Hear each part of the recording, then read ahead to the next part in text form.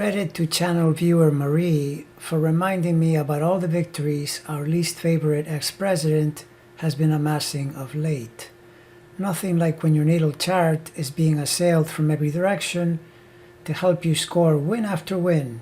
Let's face it, this guy just keeps on winning. He warned us we would get tired from so many wins. But actually, I would say, no, we're cool, man. Keep the wins coming. We're totally enjoying the show.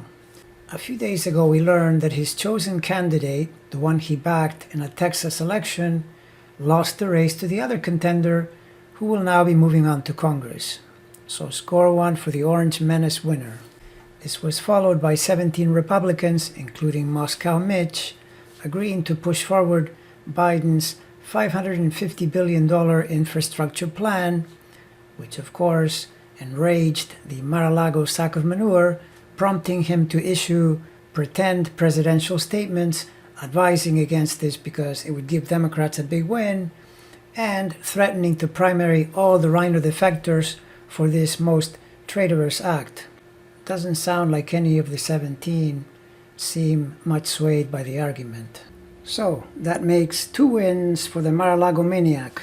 Then we all heard that the Department of Justice, now an actual department that transacts real justice in contrast to the racketeering they were involved in during the years when the Orange Menace was in charge, issued a judgment that all the Trump acolytes in Congress will not be getting any kind of executive privilege to hide behind and will be required to truthfully testify before Congress if requested to do so.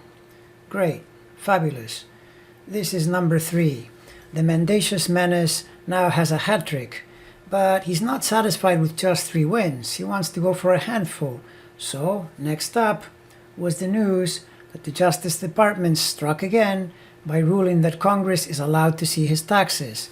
I'm sure that's going to be a fun experience, and it brings us to 4 wins, but to get to 5 and make it a handful, the New York Times publishes an article directly sourced from DOJ notes describing how Trump was telling his Justice Department in late 2020, after he lost the election, to just say it had been corrupt and leave the rest to him and to his Republican allies.